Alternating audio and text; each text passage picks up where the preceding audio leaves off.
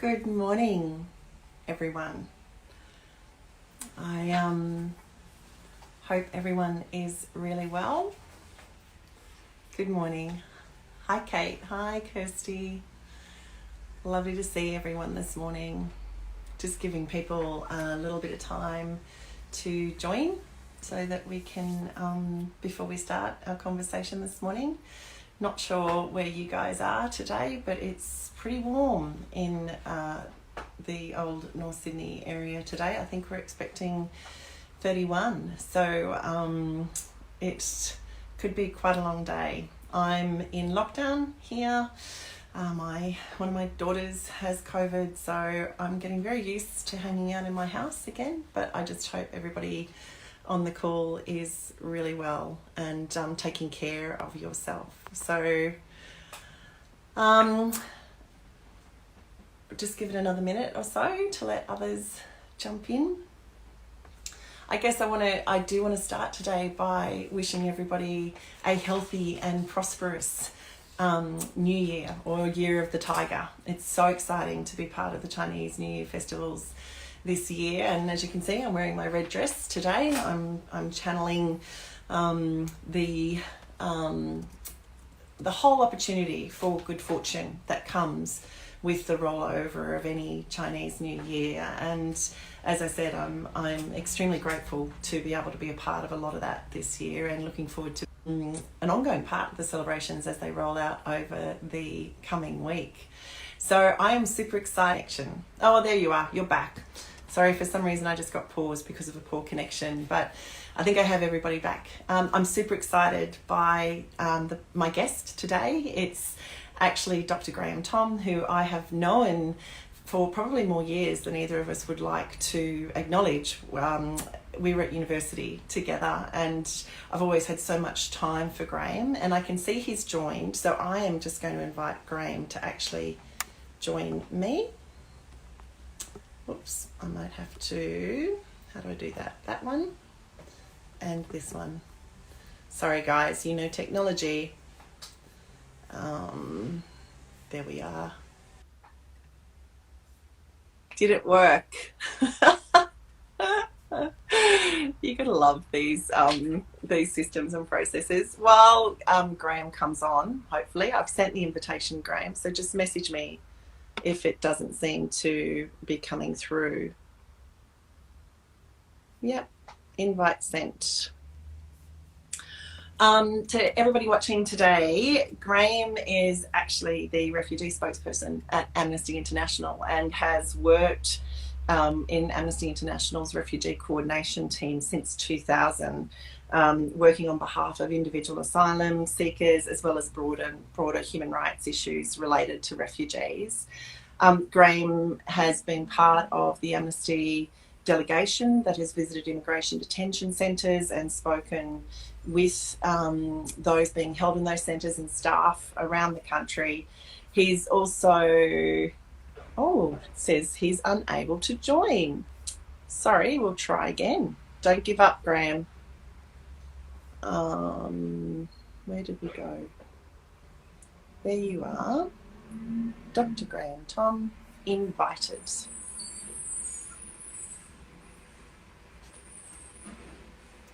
I love technology. Don't you guys just love technology? Just when you think you've got it all sorted, it has its own way with you. There he is! Hi, Graham. How are you? Good. How are you? I'm really well, thank you. And of course, you know, our chat has started with our amazing rubbish collectors on my street have pulled up to pick up bins. So if you can hear clanging going on in the background, I'm so grateful to those people in our community. But of course, yes, they're running a little bit late today. So thank you for joining me today. Graham, I will invite you to sit and listen about yourself for a minute. I'm going to tell everybody about who you are, and then we'll jump into our conversation. So guys, as I was saying, Dr. Thom is Amnesty International's refugee spokesperson.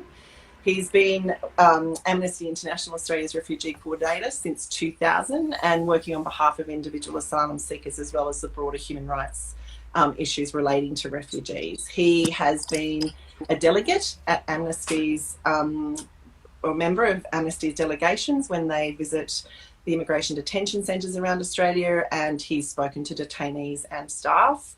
He's a published author. He lectures on domestic and international refugee issues, and he's represented Australia, Amnesty International, on the UNHCR's annual tripartite consultation on resettlement in Geneva.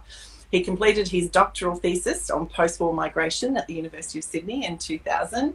And to me, personally, he's just somebody who I have admired for a very, very long time. And I can personally vouch for as someone who is, to me, the epitome of integrity and honesty. So, Graham, thank you for joining me this morning and us this morning. I guess, as you know, I've had a long-term interest in the way that Australia's policies around the treatment of what I prefer to call refugees has evolved in the last, over the last decade or more. And I think what was really fascinating for me was to see the amount of attention that was drawn to our practices with the recent arrival of tennis superstar Novak Djokovic and the way that he was treated.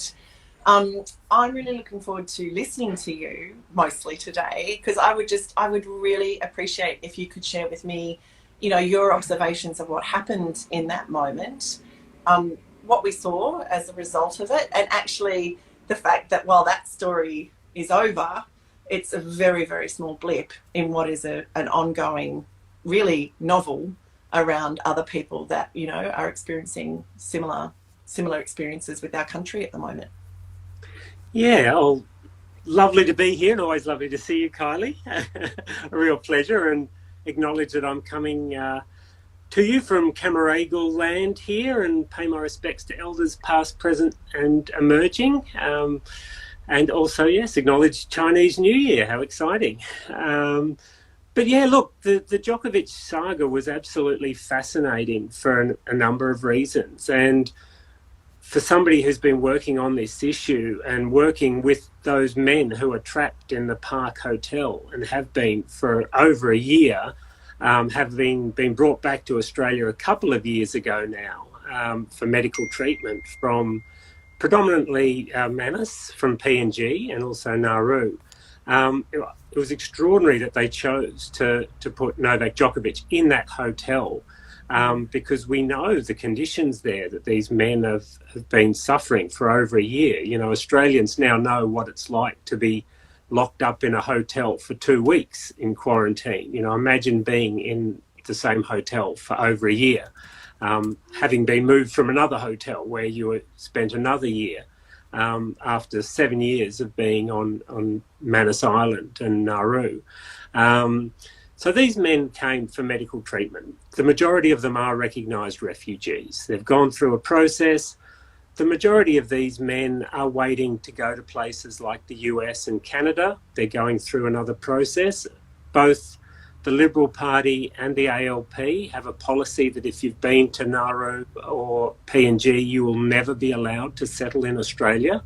And this is where it gets really fascinating, because the conditions on those two places are so dire, have been so damaging, that nearly a third of the people, in fact, over a third of the people who were taken offshore and told they will never, ever be allowed to live in Australia are now living in Australia. And they've been brought back here for medical treatment. We have over 1,000 people living in the community, going to schools, working, you know, just like anybody else in the community, and have been doing so for years, having children here. But they're all told they're never going to be allowed to stay. So they're either on bridging visas or in community detention. They're all either getting ready to go to the US, although that deal's about to finish. There's only a few hundred places left. Being privately sponsored to go to Canada. Australian citizens have coughed up nearly $4 million to help private sponsors in Canada get these people to Canada, because they've been told they won't be allowed to stay here. So the reality is most of them are in the community, and nobody knows, really cares. But for some strange reason, there's about 30 odd guys still in the Park Hotel, maybe another 30 guys in the detention centre in Brisbane, and we have no idea why they've been stuck. About a year ago, Minister Dutton let out over 40 guys from the hotel and said, you know, it's cheaper to have them in the community. We're starting to let them out. And yet here we are a year later with some of these guys still stuck, including, you know, two cousins who arrived as 15-year-old boys. They were 15-year-old boys when they were sent to Nauru, and they've spent their last 9 years of their life going through this nonsense. And they're still stuck. They're on a pathway to the US. And we can't understand, why are they damaging these people when we want, you know, our close friends and allies, Canada and the US, to take them and make them citizens of their country. Nearly 1,000... Oh, sorry, Graham. Aren't I right in thinking, I'm sure that New Zealand also offered to take some of these? This is the other really outrageous part, is that when this first started, when this policy was started under the Labor government, New Zealand stepped up and said, we will take 150 people a year.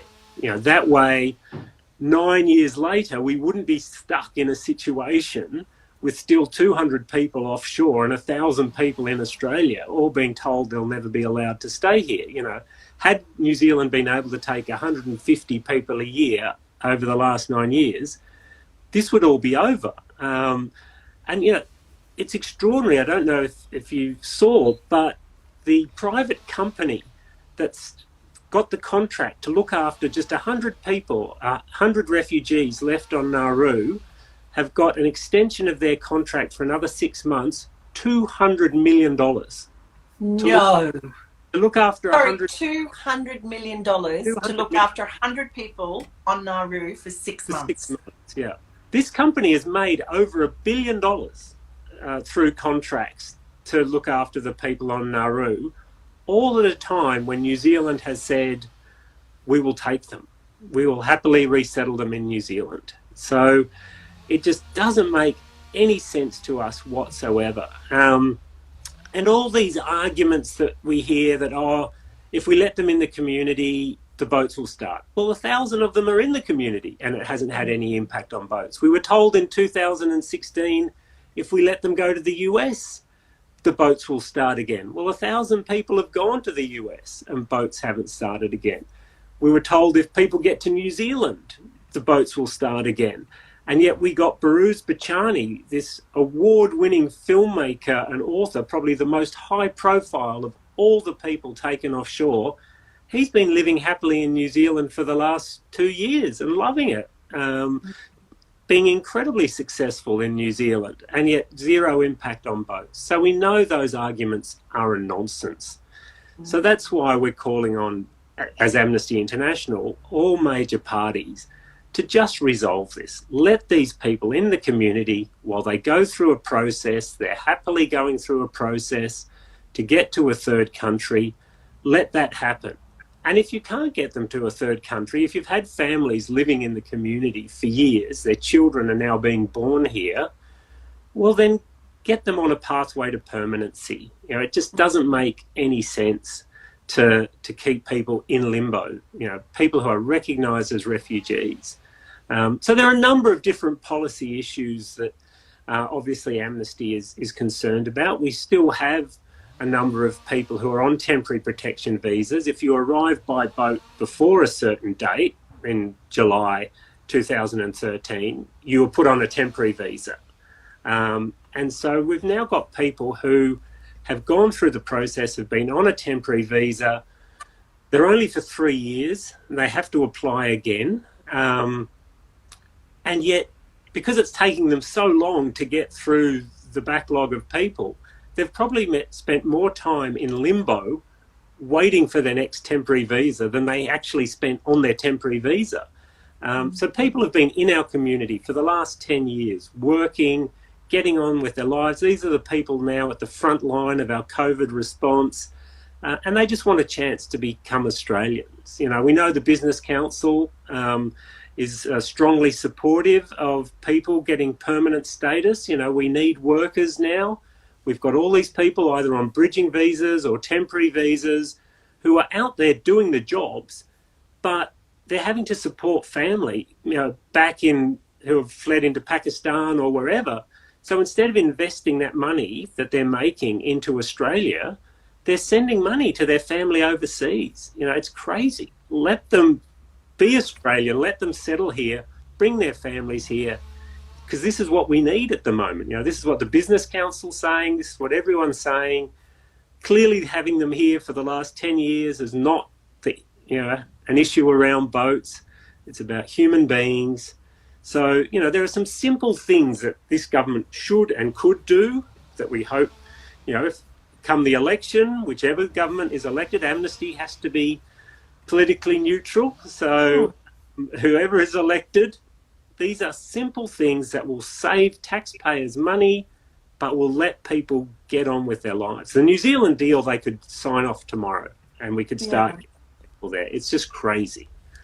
I think what's interesting to me, Graham, is that, with Djokovic, there was like this moment where I think a whole heap of people suddenly became aware of this, unrestricted detention that we are holding people in. And I think it was a really important moment for our community, because I think it's too easy to forget about these people, but I want to just pick up at a couple of things that you said. I was surprised to learn that, this started in 1990 under Paul Keating, so he was the first one to say there will be compulsory detention if you arrive. Am I right in that? It was 1992, 92, okay. So we are talking 30 years here of successive governments that actually have continued to hold our country in a position where we think it's okay to treat people who are fleeing for their lives with the greatest level of disrespect that is shown by uncertain treatment. I remember in 2014, I worked on a campaign called We're Better Than This Australia to try and get, I think there were about 750 children in immigration detention centres at that time. And we were advocating to get them out before Christmas. And I remember at the time thinking that it was just so unreasonable that there is no certainty around this process for these people. I would have more respect for our system if it said, if you arrive illegally, or as it's now termed, seeking asylum, you arrive, we're going to tell you that we're going to take a month to decide what your case is, and then you're in, out, or returned, which I believe is the case in the UK, has quite a good processing system. Am I right in thinking that? Other countries have better processing systems. Some are slower, but what they do have are set times you can keep somebody locked up. Time, in detention in the UK is 30 days. I think in Canada it's 50 days. Currently in Australia, the average time people are spending in detention, we have about 1,400 people in detention. Some are asylum seekers, visa overstayers, criminal deportees, various different groups. But the average time now is over 500 days. Stop. Sorry. The average time in detention in Australia for somebody in one of our detention centres is 500 days, a year and a half. Yeah. And again, as you said, without any ability to challenge that in the courts, and without any idea for these people of when or if they will ever be released. Again, the Djokovic case showed the power of the minister in this country, the overwhelming power to either keep somebody in detention, to release them, or remove them. Despite what the court said, despite what visa they arrive on, the minister has extraordinary powers in this country. And so all this nonsense we've heard previously that, we can't send them to New Zealand because they'll just come to Australia. They're already in Australia. They want to go to New Zealand. But at the same time, the minister can stop them and remove them whenever he likes. The power is extraordinary, and the ability to keep so many people locked up for so long, in a country like Australia, is extraordinary. And it's exactly what the Djokovic, debacle highlighted, that he were young guys wasting their lives away at the mercy of one person. I think what was really interesting for me around the Djokovic thing, Graham, and again, it's because I do have an awareness of what's been going on in the background of our country, was actually how quickly his case was heard, and the fact that he did get in front of a judge really fast, and then there was an appeals process, and then, as you said, eventually the minister stepped in and made a final decision around it. I think what's important for most people to know is that the average person who shows up on our borders without a valid visa, they don't have that right to immediately go to a legal appeal. Am I right? Well, if they've got the money and the influence and perhaps the president of Serbia on their side, that might make a bit of a difference. But you're right. If you're a 15-year-old kid whose parents have risked everything to get you away from violence and got you on a boat with the last few dollars they have, and you arrive here, no, you don't have the ability to get the best lawyers in this country to race you to the courts, to get an expedited hearing. You are trapped. You are trapped, and you are taken out of mind, out of sight, and you are lost, essentially. And that's what's happened to a number of these poor young men who have come from Afghanistan or Iraq or Sudan or Iran, fleeing some really hideous incidences. They're recognised as refugees. It's clear that they cannot go back. And yet, you're absolutely right. They just don't have that same legal clout that a world-renowned international tennis player has. And so, sadly, they're stuck. I want to come to that, actually, because in the past, I've had conversations with people who are incredibly, and I don't mean this to sound rude, but they are dismissive of people that come to Australia on boats, and they have afraid of these people, that the marauding hordes, or the fact that I'm on that boat of 100 people, one of them could be an Islamic extremist trying to get into our country. I want to come back and talk to you about why people flee areas, because I had a recent conversation with a family member of mine where I actually challenged them to say, if it was me and my kids and Australia had completely, imploded, gone crazy, I would do anything to get my kids out of the country if it was no longer an option for me to fight. And to be honest, I would probably stay and fight and still try and send my kids out, because that's what you do as a parent. Can you share some of the stories that you've heard about the people you met in detention and how they came to be on the boats in the first place? Because I think that's what people lose sight of. I think they think people are choosing to come on some sort of pleasure cruise. Mm-hmm. Yeah, I think the great quote is, you would never risk your family on a boat if there was any other alternatives. They are dangerous journeys, and people are aware when they get on those boats how dangerous they are, but they know they have no other choice. And, I think the situation in Afghanistan with the rise of the Taliban again and the fall of Kabul demonstrated to a lot of people why people fled, what it was like under the Taliban, what it was like to have them show up and have your father, your husband, murdered in front of you, and knowing that they're coming after your teenage son next. Just how brutal that regime is, what it does in terms of treatment of women and girls, what it does in terms of their treatment of somebody who's LGBTQI+. These are the people who know their lives are at immediate risk. And, this is one of the horrible things that happened there are a number of young Iranian guys who are LGBTQI+, gay men who fled Iran because they knew that either their family was going to get them or that somebody has dobbed them into the authorities. We've just had recently 2 men executed in Iran by the Iranian authorities on the charge of sodomy.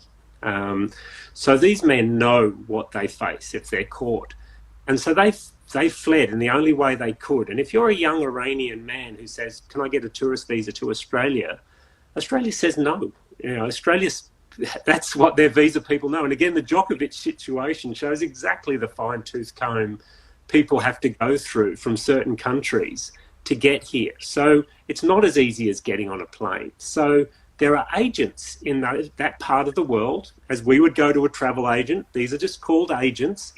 And that's what you do when you need to get somewhere. And so, again, these families have sent them to safety, and these young men ended up in PNG, where, again, being gay is illegal. And so they're told, they were put into the Manus Island Detention Centre and said, just to let everybody know, homosexuality is illegal in this country, and if you are caught, you are going to prison. Oh, and by the way, please tell us why you're fleeing persecution. Why did you flee Iran? And so these men were just like, what do I say? What can I do?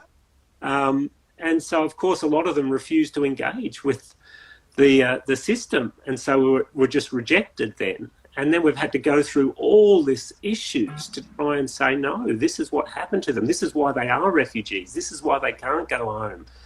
And so it's been a real struggle, but these are just some of the situations people have fled. I think Professor Mujad Al-Madiris, who's the globally renowned surgeon now that does artificial limbs, his story is brilliant. And if you get to read his book, read that. But as What's it called, Graham? What's the book's title? Now you've put me on the spot, but it's Professor Mujad Al-Madiris is Thank you. He's the person. I'll put it in the notes for anybody watching later. Yeah. But a fascinating man, because he was a young surgeon. He admits that he was born with a silver spoon in his mouth, from Iraq. He was about as rich as you could get, privileged as you could get.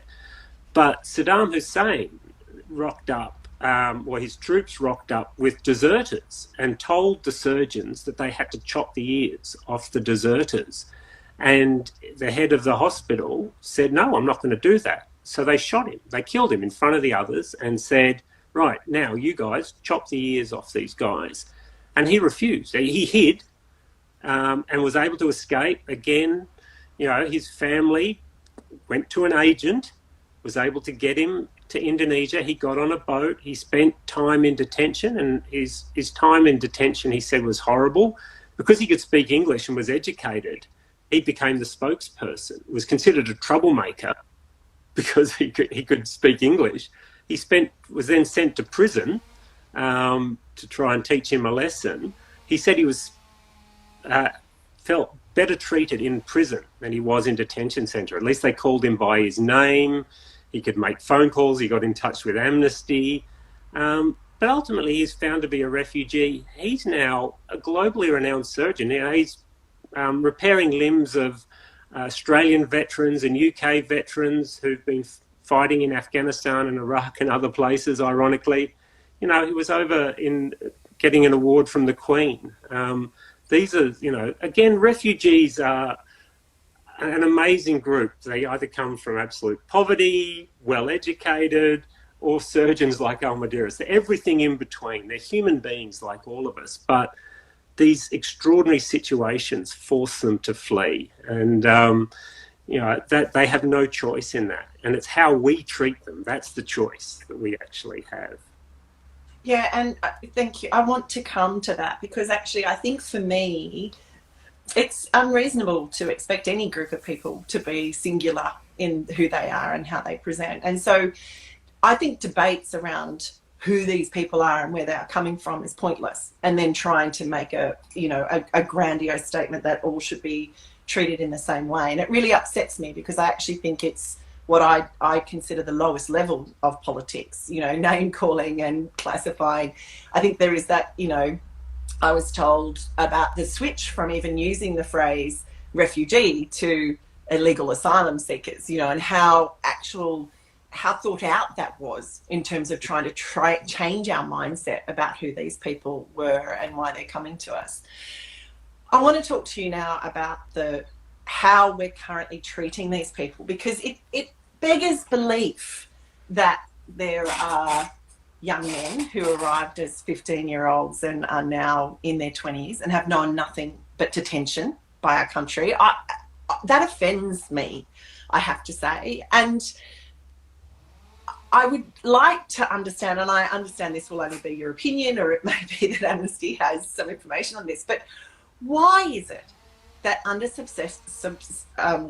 governments, multiple governments, if the minister has this godlike behaviour, I have an issue with that, but if the minister has a godlike behaviour, why aren't they using that to the betterment of our nation and these people rather than the belittling of our nation and these people? What's your personal opinion on that, Graham? Are they using them like a human shield, or what logic do they have to apply what I think is this complete lack of humanity? Yeah, I mean, I think the humanity really is the thing that's missing. And sadly, that's what we've lost in the last decade in this country when it comes to people who've come here seeking protection. And it's the way we treat people depending, it's so arbitrary, the way we treat people depending on how they arrive or when they arrive, whether you get a full visa that entitles you to permanent protection and ultimately citizenship, or whether you're temporary, or whether you're stuck in detention for 9 years. It just seems totally arbitrary, particularly to those people who are stuck in this Kafkaesque world. And it doesn't make any sense. And unfortunately, it's become so dogmatic. The rules are so dogmatic, and they think that any chink will lead to boats coming. And they've pinned all their political capital on zero boats, that it means they can't actually look at this rationally and say, it just doesn't make sense to keep 30 guys in the Park Hotel. It doesn't make sense to spend $200 million to keep 100 people, on Nauru. We've removed ties with PNG, but we've left 120 guys there to fend for themselves now. I mean, how does that make sense? It doesn't make sense that some go to the US, some go to Canada. If we step back 10 years ago and said, actually, let's come up with a policy, how are we going to see this through? We never would have come to this. To have 20,000 guys, men, women and children who are on temporary visas, who are going to have to reapply every 3 years or 5 years. There are two different types of visas, but essentially reapply every 3 to 5 years. That's going to cost this government a fortune. Put these people through hell, create all this uncertainty, is a financial loss. It just doesn't make any sense. Are we really going to be in 20 years' time putting Afghans through another process while the Taliban is still in power? It just doesn't make any sense at all. And I think you're right. Let's bring a bit of humanity back, a little bit of common sense back. What are we trying to achieve here? And how do we make sure that human beings aren't lost in whatever it is we're trying to achieve? And that's, what we are hoping for, going forward. I want to come to that bit because I think also, just as a business person and a member of a community, I can immediately see that it would be incredibly destructive to your business or your community if you didn't know where you were going to be in 3 years' time. Like, how do you plan long term if you're living on a 3 or a 5 year kind of temporary situation? And I guess, without a doubt, the highest profile case we've seen of that beyond, well, Djokovic wasn't a temporary, but the Biloela family. And I really feel like, we can't finish this conversation without talking about that particular case, because again, to me, this beggars belief. These are children that were born here in Australia now. Yeah. I'm right in that? Yeah. And yet we have a family that's being shuffled from one side of the country, a community that wants them. The Biloela, community wants them back. They'd assimilated. What is your take on where that family is at the moment, and what we as citizens can be doing to ensure that they don't just mysteriously disappear on a plane at some point in time? Because that's my fear. I think we see that with our processes at the moment. Suddenly people just aren't here anymore. Yeah. Well, I mean, I think this family is absolutely tragic because, again, the minister, at the stroke of a pen, could grant them a visa to let them stay. And the community wants them. We want to get people into, you grew up in rural Australia. 100%. We want to get people out into rural Australia to revitalise those communities. Here's somebody who is keen and working out there, which, as you say, the community wrap themselves around. It could be resolved so quickly, so easily. Again, the amount of ridiculous money we're spending to keep this family now in community detention when they could be back in Biloela actually working, paying taxes, paying rent, buying their own house. it's absurd. It's where common sense goes, and the thought that if we let this family stay, that would mean more boats is ridiculous. Again, no. How do they even make that connection? They could have just let this through so quietly. Nobody would have cared, and yet it would have been a really humane, common sense approach. Sadly, the youngest daughter is in community detention, which means the rest of the family has to stay in Perth with her. The others are on bridging visas. But as you say, how do you go to get a job if you've got a 6-month visa? Which sort of person employs somebody who has a 6-month visa not knowing if they're going to be here in 6 months' time? It pushes them to the edge of the jobs they can get. It's a really unstable job. So again, that certainty is never there. And at any moment, as you say, when the court cases finish, depending on how that plays out, if they're unsuccessful, they'll be put on a plane straight back to Sri Lanka. And these little Aussie girls, their lives will just be even further turned upside down when there's a community that wants them. These are, as I say, common sense approach is what we need. And it can be done so quickly, so quietly, no one would care. And yet the community would be so grateful. And you'd have a family so grateful to this country. Their loyalty going forward would be amazing. So, we do want people to keep the pressure up on the minister to say, let these people stay. This is ridiculous. Yeah. It's interesting, Graham, and I'm in no way likening this to what the Billawilla family is going through, because I get quite teary thinking about that family, because I cannot understand how the youngest member of the family can be the reason they're still in detention. That just, to your point, given that there is a person in this country who has the power to say, you guys have more good to bring to this community than what, and can just, with a flicking of a pen, release them. On a very, very small scale, I was traveling with my family once. As you know, I've got 3 kids, a son and 2 daughters. They were much younger, and we were going through an international airport.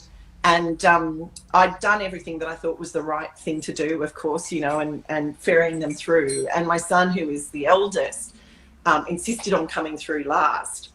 But what I didn't realise was that he had a bottle with water in it. So I'm through, my daughters are through, and then I turn around and my son is suddenly being detained at this, gateway to come through to the airport. And next thing you know, they've got him by the arm and they're marching him around. And I'm like, where are you going? And they go, no, he can't, he's going to have to go around and come in again. Like, he can't do what he's doing. He's got this. He's going to have to go around and come in again. So out he went, round he came, and he came back through. But he came back through with a bottle of water because nobody had explained to him what was going on. So now this time he comes through, and by this stage he's now in tears because he doesn't know what he's doing wrong. They're grabbing him by the arm again now. Now 2 people are escorting him out. And as his mother, I'm just going, stop. Can you please, what's going on here? And I wanted to go out with him. They wouldn't let me go out with him. For me, that was an experience that probably lasted 15 minutes in my life. But it traumatized me, and it traumatized my son. It took ages for him to walk confidently through, any sort of immigration process since. And so I think that's the other thing. We're talking about long-term trauma that these people and families are going through. And I think it would be remiss of us as a nation to not just recognise we have the immediate issue that is facing us, which is deciding how we want our government to treat these people, because our government is acting on our behalf. So how do we want to treat these people?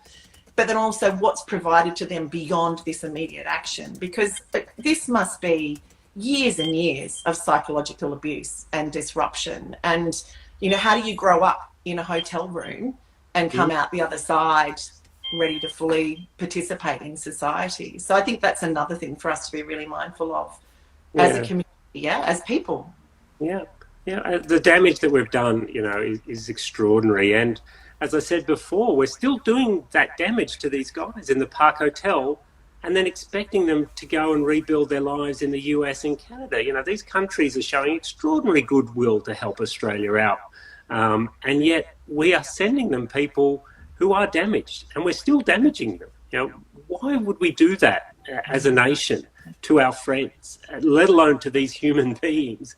As you say, you know, a 15-year-old boy, imagine what those kids have been through. And yeah, we know the psychological damage that we've done, and it's horrible. And it does take them a while to get up to rebuild their lives.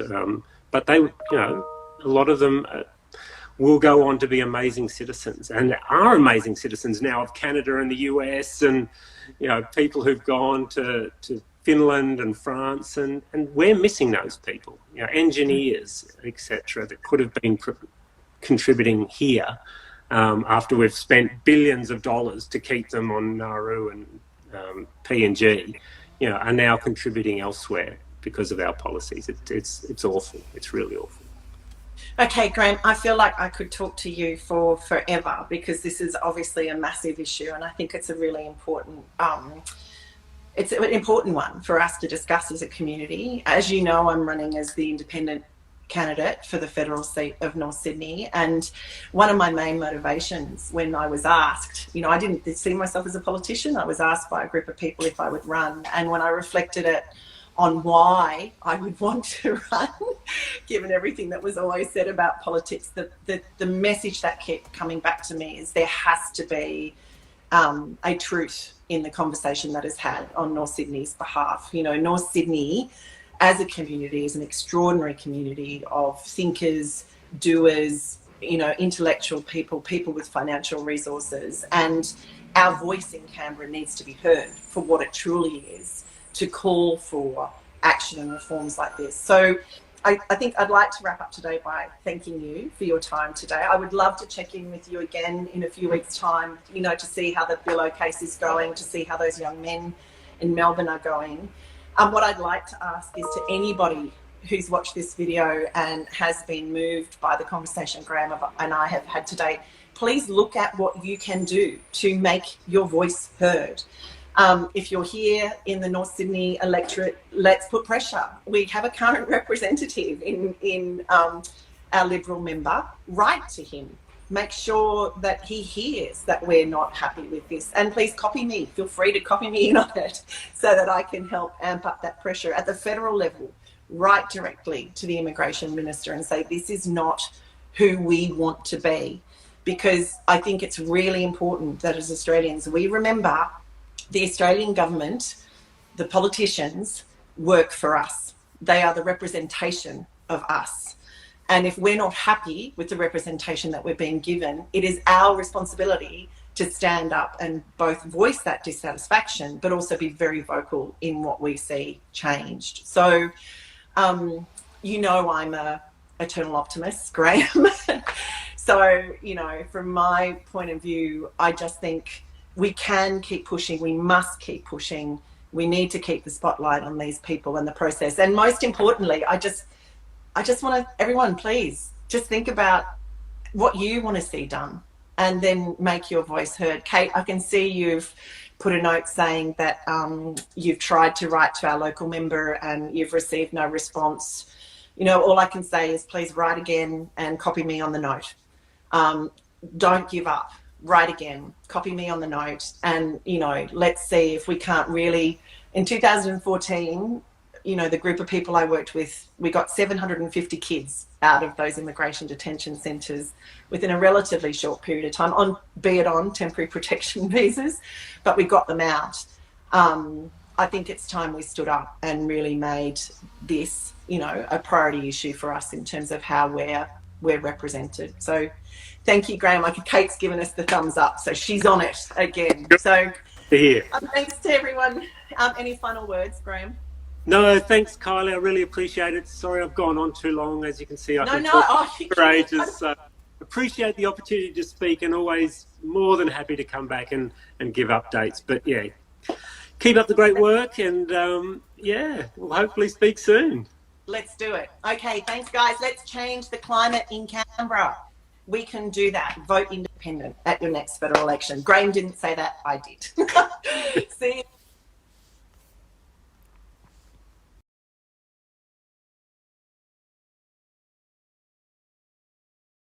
Authorised by Kylea Tink, North Sydney, New South Wales.